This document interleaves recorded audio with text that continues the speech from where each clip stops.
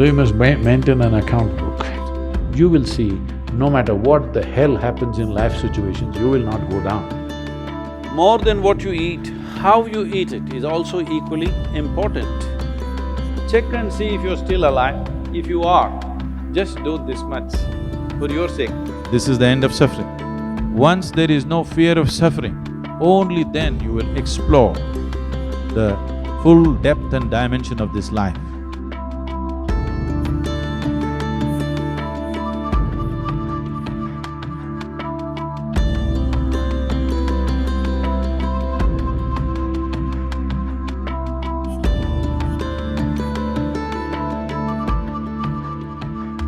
Outside challenges are many. There are many things in the world. Some things will happen, some things won't happen, some things will act for us, something will work against us. These things are happening all the time. But am I functioning for myself or am I functioning against myself? Within this, is my life little more exuberant, little more better, little more joyful, little more peaceful? You just measure this every day. So you must maintain an account book. Yes, if you're doing business, how do you know whether you're progressing?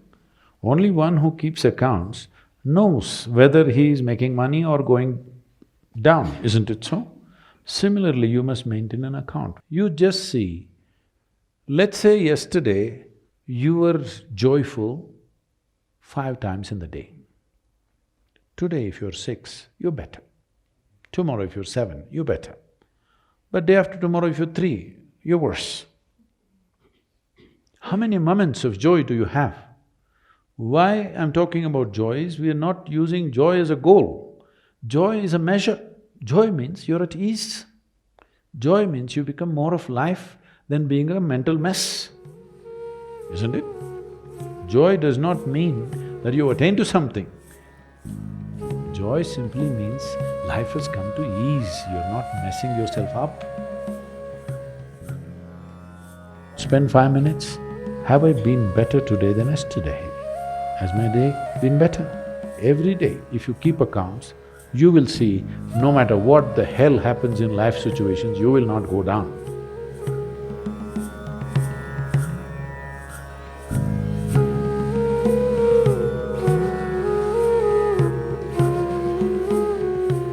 Here I'm not trying to tell you what to eat and what not to eat. You eat whatever you want. But being a human being, the most important thing is that you do it consciously.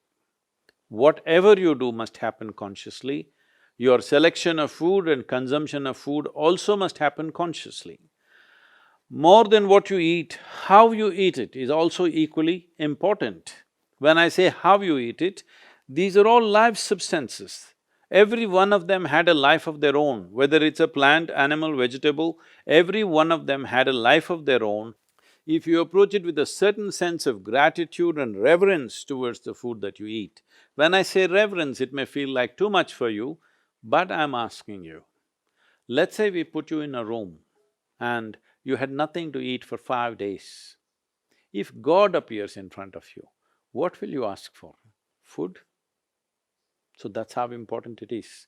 You must understand the food on your plate is not just a substance, it is not a material, it is not a commodity, it is life. It is the life-making material for you. So you must treat it as such. Right now, when it's on the plate, when it's out there, it has no value, but the moment you consume it and it becomes your flesh and blood, now suddenly it's of immense value. Why do we live like this? It's very important, when it comes on your plate itself, you must treat it as a part of yourself. With great reverence, you must consume. Just the way you consume it, if you change that, food will behave very differently within you.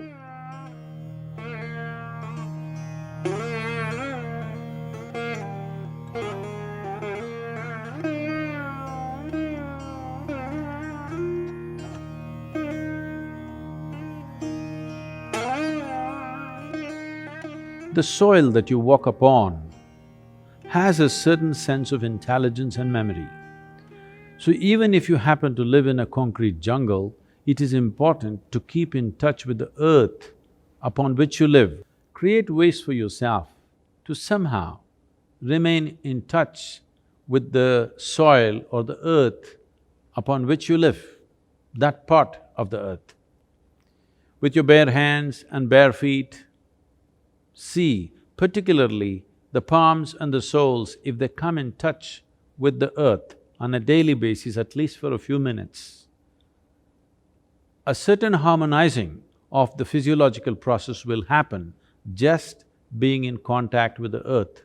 If you spend at least a few minutes in your garden, barefooted, touching plants or trees, because this is the basis of your life. All life, yours and every other creature, has come out of this earth. Stay in touch with it and harmonize your system.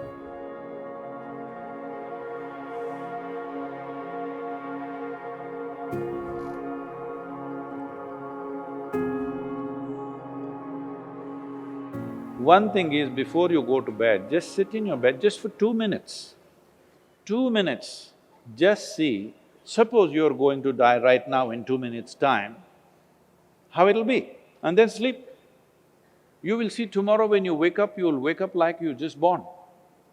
If you go to sleep with this awareness, you will wake up with a completely new dimension of energy within you. Suppose you wake up tomorrow.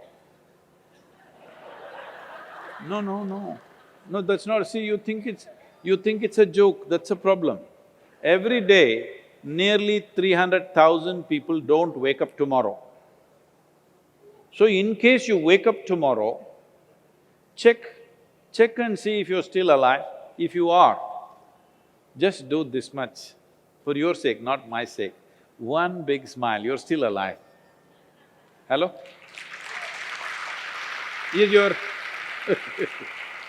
Is your life worth this much? See, do not think every day you will wake up, one day you will not wake up. Yes or no? Tomorrow morning you woke up, check if you're still alive. If you're dead, I will pardon you. If you're alive, one big smile. Then if 300,000 people die on the planet, maybe 3 to 5 million people would have lost somebody who's dear to them. So just check those 4 or 5 people who matter to you in your life, all of them still alive. One more smile. Hello? And you looked at the watch, it's 7 o'clock and you're still alive. One more smile. Hello?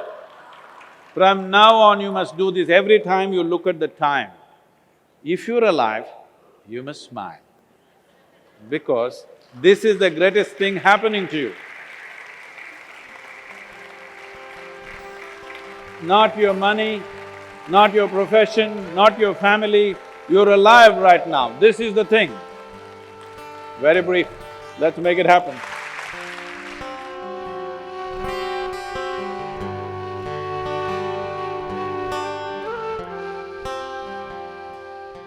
Your ability to live well on this planet is essentially how well you can harness this body and this mind. Yes or no? So if you have to harness this the way you want it, it's very important. There is a little space between you and the body. There is a little space between you and the mind. Whatever suffering, any kind of suffering that you have known in your life has entered you either through the body or through the mind. Do you know any other kind of suffering? Do you know any other kind of suffering? Physical suffering, mental suffering. There's only 2 things you know, isn't it? If a little distance arises between you and the body, between you and the mind, this is the end of suffering.